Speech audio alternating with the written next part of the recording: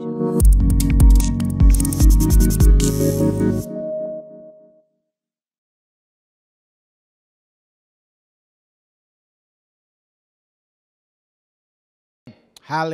silakan duduk, shalom.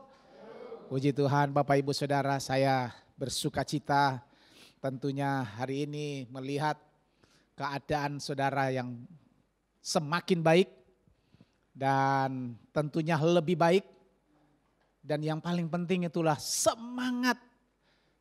Ini kalau enggak semangat saya lihat nih beberapa para lansia ini setiap doa kami itu selalu mesti ada kata itu. Tuhan kuatkan, memberkati jemaat Tuhan yang sudah senior. Saya tidak bilang lanjut usia, saudara senior. Baik senior secara fisik maupun senior secara rohani. Amin. Wah, luar biasa. Minggu lalu kita sudah bicara, kalau kita melakukan firman Tuhan, mendengar, melakukan firman Tuhan seperti orang yang membangun rumah yang dasarnya adalah batu ketika dia menggali dalam-dalam dan didasari oleh batu. Kita sudah belajar minggu lalu bahwa batu itu adalah batu penjuru. Siapa batu penjuru? Pribadi Tuhan Yesus Kristus dan firman-Nya. Hari ini kita belajar dengan tema melakukan firman itu tanda orang mengasihi Tuhan. Yohanes 14 ayat 21. Ayatnya yang ke-21, barang siapa memegang perintahku dan melakukannya, dialah yang mengasihi aku, dan barang siapa mengasihi aku, ia akan dikasihi oleh Bapa-Ku, dan aku pun akan mengasihi dia dan akan menyatakan diriku kepadanya. Iya, ini kita harus belajar sampai pada titik di mana pelaksanaan atau aplikasi kasih kita kepada Tuhan itu sampai pada apa yang menjadi standarnya Tuhan. Nah, bagaimana Tuhan kasih jalan keluar dan Tuhan memberikan kepada kita isi hatinya. Seperti doa saya tadi, dikatakan apa? Barang siapa memegang perintahku dan melakukannya, dialah yang mengasihi aku. Dan ini yang saya pegang. Kata-kata memegang. Kalau minggu lalu apa? Mendengar. Sekarang memegang. Apa itu memegang? Dalam bahasa aslinya echo. Bahasa Indonesianya sebenarnya gema.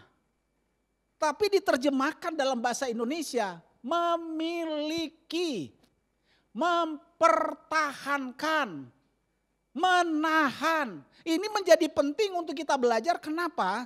Karena ada banyak orang mengasihi Tuhan hanya memegang perintah Tuhan waktu dia melakukan.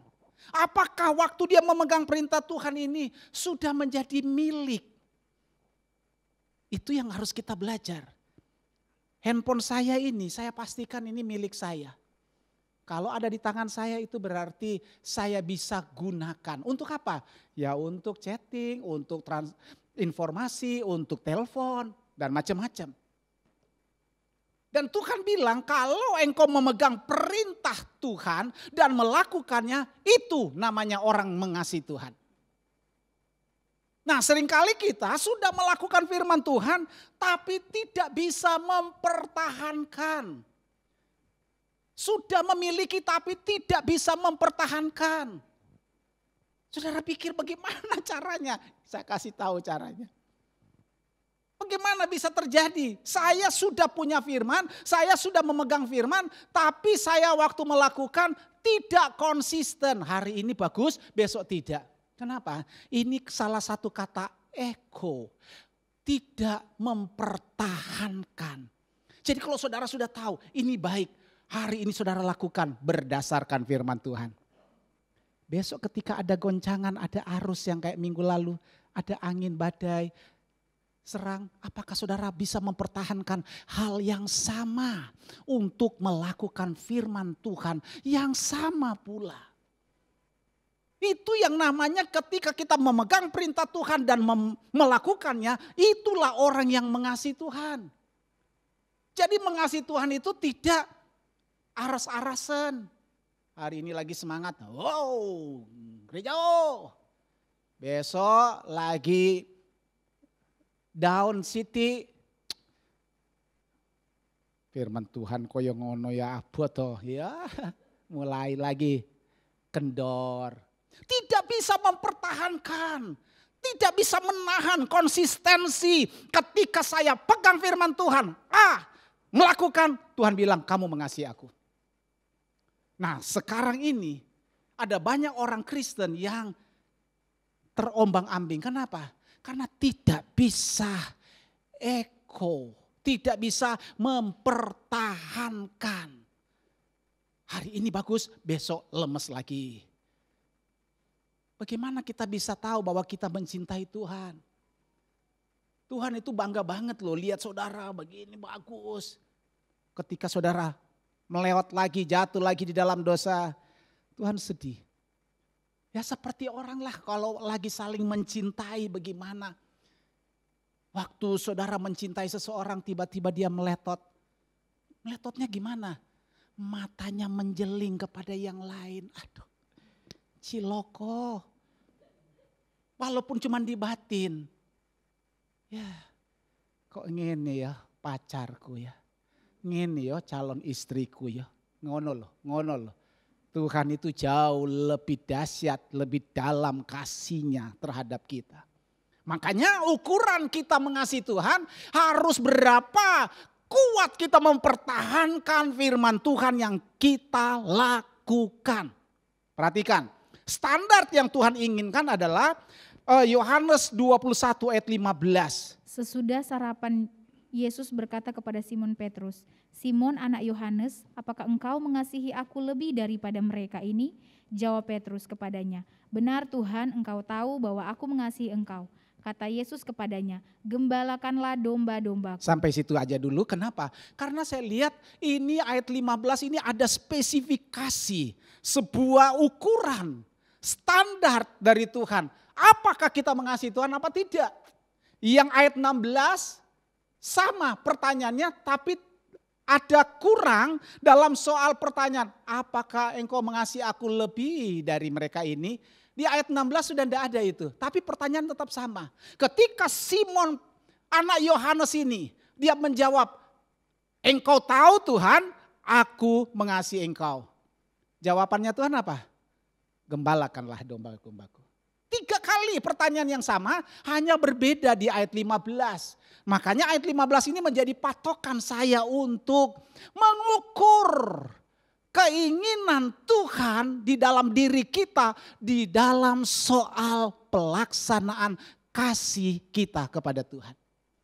Perhatikan, ketika Tuhan berkata, "Simon, anak Yohanes, apakah engkau mengasihi aku lebih dari mereka ini?" Wah, kalau ayat 16 kan tidak ada kata-kata itu. Cuma dikatakan, "Simon, anak Yohanes, apakah engkau mengasihi aku?" Langsung dijawab oleh Simon. Tapi ayat 15 itu berbeda. "Simon anak Yohanes, apakah engkau mengasihi aku lebih dari mereka ini?" Bahasa aslinya dari lebih dari mereka ini yaitu pleion tauton. Pleion tauton. Artinya apa? Apakah engkau mengasihi aku lebih daripada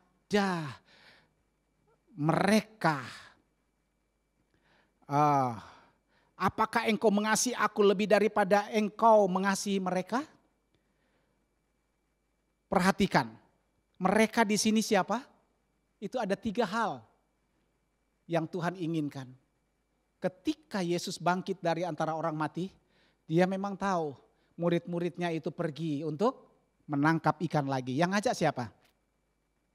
Petrus, Simon, anak Yohanes. Saya mau tangkap ikan. Terus Andreas, semua teman-temannya ikut menangkap. Ketika mereka ada di danau, Yesus datang. Dan ketika mereka membawa ikan, Yesus sudah membakar ikan. Yesus bilang, "Ayo silakan makan." Tiba-tiba setelah mereka selesai makan, terjadilah diskusi ini. Hai Simon anak Yohanes, apakah engkau mengasihi aku lebih dari mereka ini? Play, yon, tau, ton. Apakah engkau lebih sangat mengasihi mereka ini? Nah ini pertanyaannya adalah, bagaimana kita menjadi orang Kristen yang mengasihi Tuhan bukan hanya dalam ucapan, tapi dalam sebuah tindakan untuk kita memilih, benar Tuhan, aku mengasihi Engkau. Di dalam tafsiran yang saya baca, yang disebut dengan mereka ini adalah sahabat-sahabat daripada Simon Petrus. Dan barang-barang yang di hadapan Simon Petrus. Dan pekerjaan yang sudah dilakukan beberapa waktu sebelum Yesus datang memberi mereka makan ikan. Jadi persoalannya di situ. Saudara ini, kita ini, pertanyaannya diberikan kepada Simon Petrus itu sama persis dengan kita sekarang. Ukurannya ketika engkau mengasihi Tuhan. Apakah karena engkau menuruti firman Tuhan dan melakukannya? Apakah karena engkau melihat Tuhan karena berkatnya? Apakah engkau melihat kasih Tuhan karena kesembuhannya? Karena mujizatnya? Ini yang makanya dari awal Tuhan ingin mempertanyakan.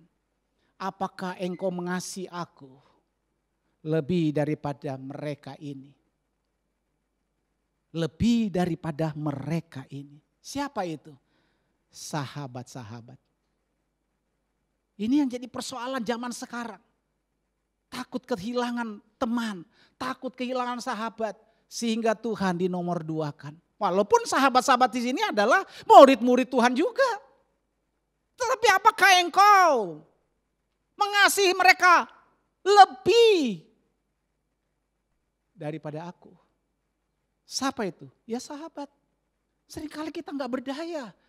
Karena takut kehilangan sahabat, takut kehilangan karisma kita terhadap sahabat, takut terhadap perkataan memang orang ini baik. Tapi kalau kita tidak ikuti kata sahabat, nanti bagaimana? Walaupun harus meninggalkan ibadah. Walaupun harus meninggalkan pelayanan. Walaupun harus meninggalkan pekerjaan untuk melayani Tuhan.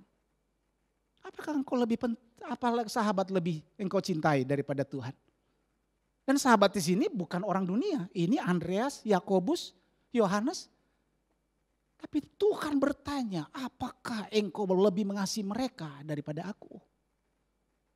Ketika mereka selesai menangkap ikan, masih ada di sana perahu yang mereka lakukan. Masih ada jala, masih ada pancingnya mungkin. Tuhan bertanya, apakah engkau mengasihi aku lebih daripada barang-barang itu yang dapat membuat engkau terhibur? Waktu Yesus tidak ada, mereka kemana? Ke danau. Untuk apa? Bukan cari ikan, untuk cari hiburan. Oh Yesus sudah tidak ada. Yesus yang bangkit tidak tahu kemana. Yuk kita ikut aku yuk. Apa? Jilong-jilong. Jilong-jilong itu apa? Jalan-jalan. Untuk apa? Naik perahu. Bikin apa? Tangkap ikan yuk. Kira-kira barang-barang ini yang saudara ada di depan saudara, lebih cinta barang itu atau daripada Tuhan? Ini persoalan. Makanya waktu Tuhan undang kepada beberapa orang, mereka bilang, maaf, aku baru beli sapi, aku mau coba dulu untuk bajak, aku tidak bisa datang. Maaf, aku baru menikah. Aku tidak bisa datang. Banyak hal, banyak alasan orang lebih mengasihi yang kelihatan daripada Tuhan yang sudah menebus kita dengan kasih yang begitu luar biasa. Apakah engkau mengasihi mereka? Yaitu apa? Pekerjaan. Kenapa? Karena mereka baru habis tangkap ikan. Ada orang sampai nunda-nunda, sudah Pak, yang saya pelayanan begini dan begitu, napa? Pekerjaanku akeh. Kira-kira sih benar apa tidak? Ini yang menjadi pertanyaan-pertanyaan kita. Karena memang ini yang ada di depan mata. Saya sudah pernah saksikan kepada saudara beberapa kali saya mengalami hal yang menekan. Saya harus memilih lakukan atau ibadah. Doa atau ibadah. Lakukan pekerjaan maksudnya atau datang berdoa. Itu pilihan terlalu banyak. Sehingga beberapa kali saya harus rapat dengan departemen misi di gereja pusat. Saya tuh kebingungan karena ada doa jam 11. Padahal doanya itu selalu mesti jam 12. Kenapa harus jam 12? Supaya wis sisan mangan. Daripada golek dewe, suruh Mas Iwan yang cari. Kenapa itu? Ya di pas-paske. Padahal di sini jam 11 ada doa. Wah, saya sering kali kebingungan. Tapi saya pergi doa dulu ya, baru ikut. Boleh. Harus ada pilihan. Memang mengasihi Tuhan itu yang seperti demikian Bapak Ibu Saudara sekalian. Perhatikan dengan baik. Makanya saya berharap apa yang menjadi keinginan Tuhan di dalam hidup kita. Ini harus menjadi pegangan standar kasih kita kepada Tuhan. Kalau tidak, maka ukuran kasih yang seperti yang kita sekarang ini itu tidak nampak di hadapan Tuhan. Tuhan bilang, kamu memuliakan aku tapi hatimu tidak. Karena memang Tuhan cari itu hati. Pekerjaan kita, aktivitas kita dan macam-macam itu tidak menjadi ukuran Bapak Ibu Saudara sekalian. Ini internet saya agak terganggu, yang ini saya pakai yang kecil berarti ini. Oke, lanjut. Yang kedua, pleion tauton. Artinya apa? Apakah engkau mengasihi aku lebih daripada mereka mengasihi aku? Wah, ini lebih berat lagi. Kalau tadi soal sahabat, soal barang, soal pekerjaan. Tapi arti pleion tauton yang kedua, apakah engkau mengasihi aku lebih daripada mereka mengasihi aku? Mungkin enggak ini? Apakah Pak Imam mengasihi Yesus daripada Abraham mengasihi Yesus? Bisa dipahami? Jadi Tuhan bertanya begini, ada orang mengasihi aku, murid-murid misalnya Yohanes, Yakobus. Tapi apakah engkau mau lebih mengasihi aku daripada mereka? Maksudnya, apakah engkau, Petrus, mau mengasihi aku lebih daripada mereka mengasihi aku? Kira-kira begitu, mudah enggak ini? Jadi maksudnya firman Tuhan ini, ketika engkau melihat ada orang yang mengasihi Tuhan, apakah engkau ada usaha untuk menjadi terbaik? Lain, saya kasih lagi catatan. Ketika kita harus belajar menjadi lebih unggul untuk mencintai Yesus, kita harus berusaha untuk menjadi yang terbaik, mengasihi Yesus dengan tidak menimbulkan perselisihan. Biasanya kalau persaingan itu mesti apa? Mesti ada berantemnya, ya toh? Apalagi kalau jual beras, tiba-tiba temennya jual beras. Kok melu-melu? Kono kasih harga 1.000, sini 900, ya orang lain langsung lari ke sini. Kenapa? Bersaing, berlomba supaya cepat laku. Tetapi persaingan kita untuk menjadi yang terbaik di dalam kasih Kristus, untuk mengasihi Dia, itu sama sekali tidak menimbulkan perselisihan. Contoh, saya pastikan istri saya mencintai Tuhan. Aku juga mencintai Tuhan. Bagaimana kami bersaing untuk mencintai Tuhan? Zaman dulu, saya kalau sudah capek, dia bangun jam 5, aku tetap lihat, aduh dia sudah bangun jam 5 doa. Aku pikir 15 menit lagi lah, 10-20 menit lagi lah, nanti kalau sudah dekat-dekat mau nyanyi baru aku turun doa. Saya harus bersaing, mencintai Tuhan harus berubah. Dia masih ngorok sekarang, saya yang sudah lakukan penyembahan. Jadi dia kaget, dia selalu mesti gitu. Oh, bojoku rano, berarti dia doa, langsung dia tangi. Bersaing, tidak ada perselisihan. Kenapa kamu mencintai Tuhan kok bangunnya 4:30? Ya memang itulah cintaku. Saya dulu begitu Mary itu bahasa Indonesianya apa? Iri. Saya pelayanan keluar pulau. Anak-anak murid saya itu, saya tanya sama mereka, sudah berapa tahun kamu melayani? 3 tahun om. Berapa jemaat yang kamu layani? Ini kalau kakak sih hampir 20. Aku bilang, ini waktu mahasiswa dulu bodoh-bodoh banget, enggak pinter. Kok Tuhan kok dia bisa punya pengembalaan ya 20 kakak. Aku tuh Mary, masa sih kamu bisa? Saya pergi lagi ke Sulawesi, saya pergi ke Kalimantan, saya pergi ke Papua. Saya tanya, kamu sudah berapa tahun?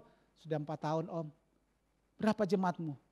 Ya karena masuk keluar, pergi ke kota, sekarang ada 15 kakak. Berarti ada 30 orang. Anak sekolah minggu berapa? 15. Saya Mary lagi.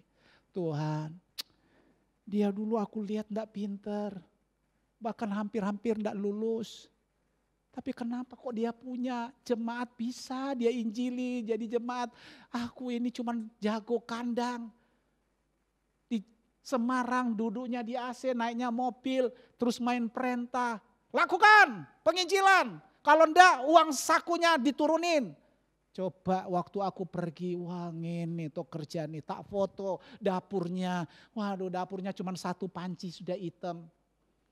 Terus cuma 1 gelas, 1 ceret. Terus kamu kalau masak, ya main bakar-bakar aja lah, yang penting wareg.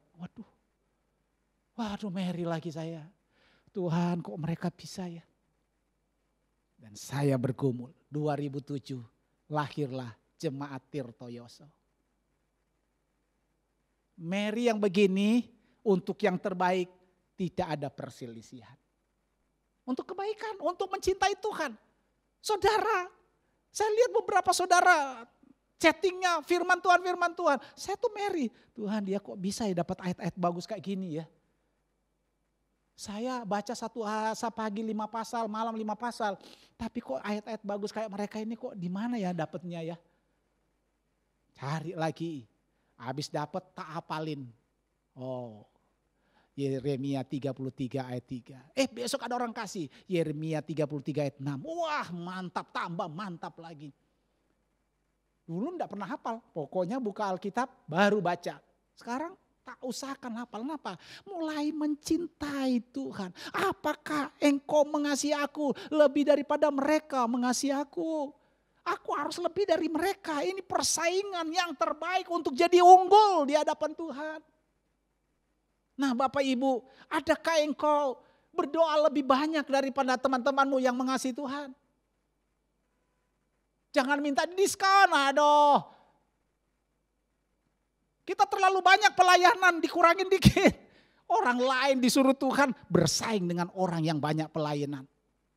Untuk menjadi yang unggul. Jangan minta diskon, ada. Kini Tuhan sudah mau datang, masih minta diskon terus pripun. Mana cinta kita? Karena orang yang melakukan 2 hal ini, apa itu?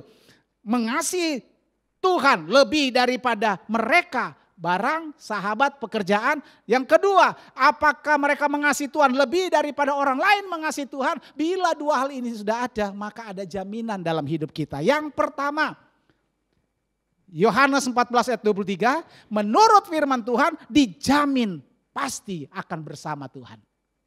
Yohanes 14:23. Jawab Yesus, Jika seorang mengasihi aku, ia akan menuruti firman-Ku dan Bapa-Ku akan mengasihi dia dan kami akan datang kepadanya dan diam bersama-sama dengan dia. Iya. Ini kata penting kalau kita mau belajar. Jika seorang mengasihi aku, ia menuruti firman-Ku, Bapa-Ku akan mengasihi dia dan kami akan datang kepadanya dan diam. Nah, ini yang menjadi menarik bagi saya. Kalau saya mengasihi Tuhan, saya menuruti firman Tuhan, saya melakukan firman Tuhan, Bapa dan Tuhan Yesus datang dalam hidup saya, dalam keluarga saya, dalam usaha saya. Tapi kata ini yang menjadi menarik, diam bersama-sama dengan dia. Saudara, saudara dapat kedatangan tamu presiden di rumah saudara. Bangga enggak? Orang-orang akan bingung, kok rumahnya Pak Imam ada presiden ya? Tapi dia diam-diam di situ, dia duduk di pojok. Yang penting aku sudah datang. Kira-kira menurut saudara menarik enggak? Ada presiden datang di rumah saudara, duduknya di pojok terus diam-diam. Yang penting sudah bersama. Orang fungsi nih. Jadi saya cari kata diam ini. Diam ini dari kata bahasa aslinya po i ye-o. Po-ye-o. Po-ye-o. Ngono loh. Baca dewe. Artinya diam di sini itu membuat, menciptakan, menghasilkan. Ada tindakan nyata. Jadi dia tidak datang berdiam terus diam-diam. Saudara kalau menuruti firman Tuhan, melakukannya, itu tanda saudara mengasihi Tuhan. Maka dia akan bersama tinggal dalam hidup kita. Untuk apa? Melakukan aktivitas, membuat, menciptakan, menghasilkan, dan bertindak. Apa yang saudara tidak bisa? Lagu tadi itu, aduh, membuat saya hari ini lebih suka nyanyi memang. Lagu pertama itu sudah sangat luar biasa. Yang buat saya, aduh Tuhan, lagu kayak gini ini membawa saya sampai sorga ini pasti. Tapi lagu yang kedua juga luar biasa. Kau lebih tahu apa yang terbaik bagiku. Kenapa? Dia bisa ciptakan sesuatu yang tidak bisa, tidak ada, menjadi ada. Dia akan bisa membuat segala sesuatu yang saudara tidak bisa, dia bisa. Oh, dia Tuhan kok. Asalkan dia diam bersama dengan kita. P-Y-O. P-Y-O. Apa itu? Diam, tinggal bersama dengan saudara. Maka saudara akan kagum, waduh kok kayak gini sih Tuhan saya. Ini aku baru mau semput. Tuhan aku. Sudah ada orang ketuk pintu. Bu, nih pecel plus empal. Tuhan aku tuh baru mikir kalau hari ini aku mau makan pecel plus empal. Orang lain sudah tahu. Ya lebih.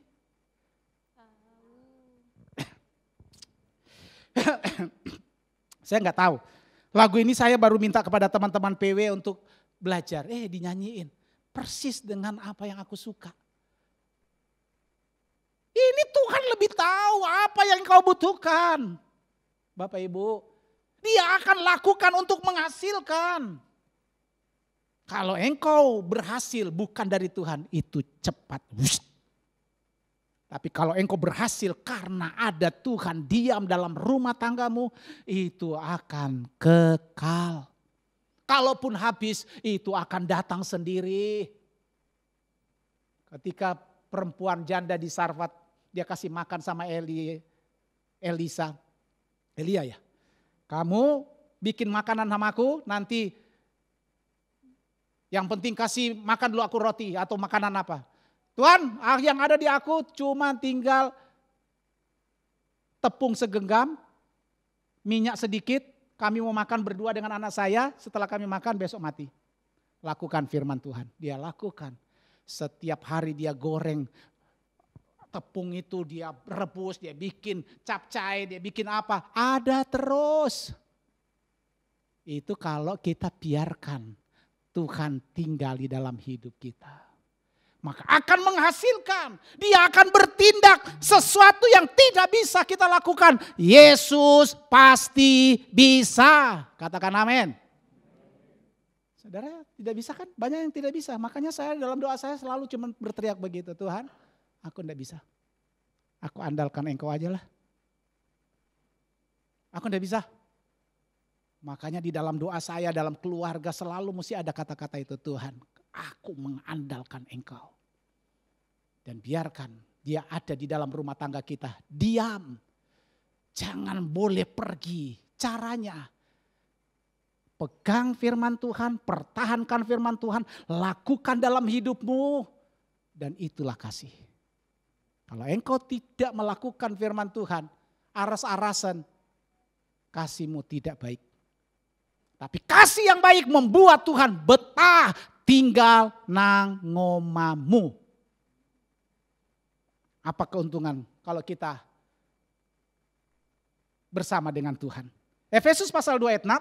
Dan di dalam Kristus Yesus, Ia telah membangkitkan kita juga dan memberikan tempat bersama-sama dengan Dia di sorga. Iya, kalau kita bersama-sama dengan Dia, eskolino. Di mana ada Dia, di situ ada kita. Jadi kalau nanti pada akhirnya kita semua sudah waktunya pulang, diangkat oleh Tuhan, maka Dia akan memberikan tempat bersama-sama dengan Dia. Saudara, yang kedua, apa untungnya kalau kita bersama dengan Tuhan? 2 Korintus pasal 6 ayat 16b saja itu adalah jaminan kehadiran Tuhan dalam hidup kita. Aku akan diam bersama-sama dengan mereka dan hidup di tengah-tengah mereka, dan aku akan menjadi Allah mereka dan mereka akan menjadi umat. Iya, sebuah jaminan kehadiran Tuhan. Engkau jadi umatku dan dari umatku jadikan aku Allah. Kalau dia jadi Allah terus mau gimana? Dia bisa ciptakan langit dan bumi dan segala isinya. Itu berarti ada sebuah kepastian kuasa itu akan terjadi dalam hidup kita. Nanti saudara baca 2 Korintus 4 ayat 14, Lukas 22 ayat 30. Yang kedua, menurut firman-Nya itu menjadi milik Bapa. Yohanes pasal 17 ayat 6. Aku telah menyatakan namamu kepada semua orang yang engkau berikan kepadaku dari dunia.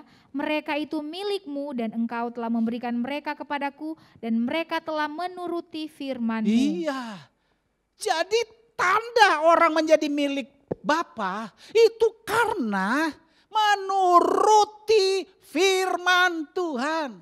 Ketika engkau menuruti firman Tuhan dan melakukannya, maka Bapa bilang, Pak, Sukiri itu milikku loh. Terus kalau jadi milik Bapak mau ngapain Bapak? Yesus mestinya nanya kan begitu.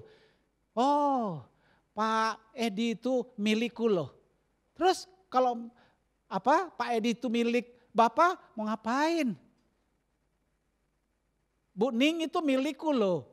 Ya kalau Bu Ning jadi miliknya Bapak ngapain? Ayat ini menjawab, engkau telah memberikan kepadaku. Jadi kalau miliknya Bapa, yang jaga siapa? Tuhan Yesus. Waduh, ini yang saya renungkan tadi malam. Kok bisa ngono ya Tuhan? Tuhan ini usaha, enak banget. Ini firman Tuhan tuh sederhana banget. Tapi karena saya ulang-ulang, hari pertama dapatnya cuman pendahuluan. Hari yang kedua enggak dapat apa-apa. Hari ketiga saya usahakan lagi Tuhan dapat apa. Akhirnya saya nyerah lagi. Tuhan ini kan firman-Mu. Aku raisa salah pilih judul kali ini. Tapi hari keempat, kelima sampai kemarin siang habis doa siang. Saya bilang Tuhan kasihlah Tuhan. Masa enggak bisa sih. Lihat itu kata menurut. Menurut itu apa? Saya cari lagi kata menuruti. Tereo. Apa itu? Menjaga, memegang, mempertahankan. Oh, Jadi kalau saudara menjaga, mempertahankan dan memelihara firman Tuhan, maka saudara nanti akan menjadi milik Bapa dan dijaga oleh Yesus. Makanya menjaga, memegang, mempertahankan firman, maka kita akan menjadi milik Bapa. Pertanyaannya, kenapa Yesus yang harus pelihara? Karena memang Yesus adalah pemenang sejati. Dia sudah menang. Mana buktinya? Filipi pasal 2 ayat 9 sampai 11. Itulah sebabnya Allah sangat meninggikan dia dan mengaruniakan kepadanya nama di atas segala nama, supaya dalam nama Yesus bertekuk lutut segala yang ada di langit dan yang ada di atas bumi dan yang ada di bawah bumi, dan segala lidah mengaku Yesus Kristus adalah Tuhan bagi kemuliaan Allah Bapa. Iya. Oh, ternyata kita berada di tangan si pemilik kuasa sorga, bumi dan bawah bumi. Wah, itu yang membuat saya jadi bangga waktu saya baca ini. Aduh Tuhan, berapa kali sih aku baca firman Tuhan kayak gini. Tapi kali ini Engkau tuh memberikan, kalau aku mengasihi Engkau, menuruti, menjaga, mempertahankan firman Tuhan dalam hidup saya tidak goyah, maka Bapa dengan begitu yakin, kamu milik aku. Supaya kamu tidak diganggu oleh kuasa kegelapan, tak serahkan kamu sama anakku yang tunggal. Tuhan Yesus Kristus. Siapa Yesus Kristus? Ini katakan, itulah sebabnya Allah sangat meninggikan dia. Why? Kenapa Allah meninggikan dia? Karena dia berani merendahkan diri untuk menolong kita yang... Yuk coba saudara lihat, saudara itu siapa? Mau ditolong Tuhan? Siapa saudara yang mau dijaga Tuhan? Cuman satu syaratnya. Dengar firman, nuruti firman, lakukan firman, dan pertahankan. Tidak boleh goyah. Sekali firman Tuhan sudah menjadi rema dalam hidupku, engkau tidak boleh berubah. Apapun situasinya, apapun kondisinya. Oh haleluya, ini yang membuat saya bilang Tuhan, tidak ada habis-habisnya. Aku gak punya Tuhan lain. Tadi waktu saya nyetir dari rumah ke sini, aku cuma bilang Tuhan, aku gak punya Tuhan yang lain selain Engkau. Tidak tahu. Tiba-tiba aja. Gak tahu dari mana, ngapain ngomong begitu. Tapi itu saya ngomong dalam waktu nyetir, aku gak punya Tuhan yang lain. Aku hanya punya Engkau. Bapak Ibu, kalau kita menjadi jaminan, menjadi milik Tuhan, maka Roma pasal 8 ayat 17 menjamin hidup kita untuk apa? Dan jika kita adalah anak, maka kita juga adalah ahli waris, maksudnya orang-orang yang berhak menerima janji-janji Allah yang akan menerimanya bersama-sama dengan Kristus, yaitu jika kita menderita bersama-sama dengan Dia, supaya kita juga dipermuliakan bersama-sama dengan Dia. Saudara garis bawahi yang letter warna kuning, yang akan menerima bersama-sama dengan Kristus. Terima apa? Warisan. Why? Karena Dia yang jaga kita. Dia yang jaga. Saudara jangan bangga karena saudara tuh bisa ini dan bisa itu. Sedikit aja saudara melakukan firman Tuhan dan memegang itu tanda saudara mengasihi Tuhan. Dan itu harus dijaga oleh si pemilik hidup kita, Tuhan Yesus Kristus. Sebuah kebanggaan. Bukan hanya untuk kebutuhan kita. Tetapi Dia jaga sampai kita ketemu dengan Bapa. 2 Korintus pasal 4 ayat 14 yang tadi kita lewat, ini yang ayat terakhir. 2 Korintus pasal 2 ayat 14, perhatikan dengan baik.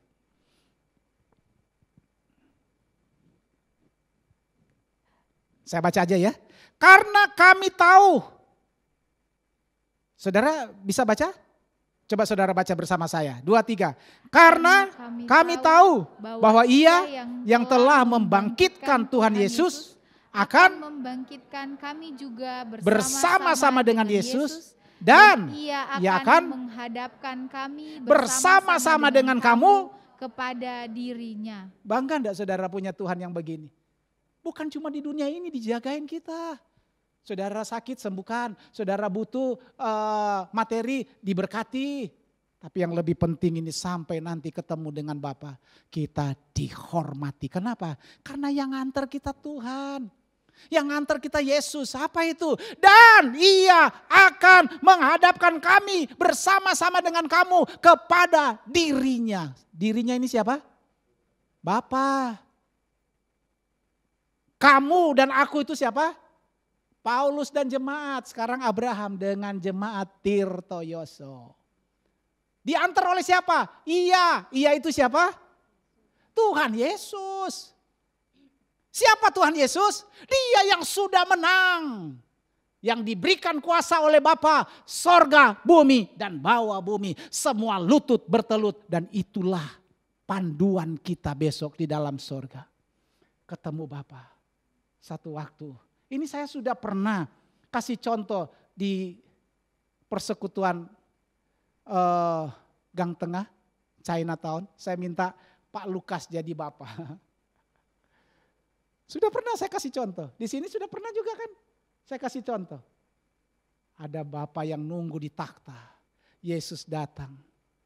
Pak Sugi, ikut saya. Kenapa? Saya kasih tahu Bapakku yang hebat, yang engkau adalah miliknya Dia. Ini ikut saya. Wah, diantar oleh raja di atas segala raja.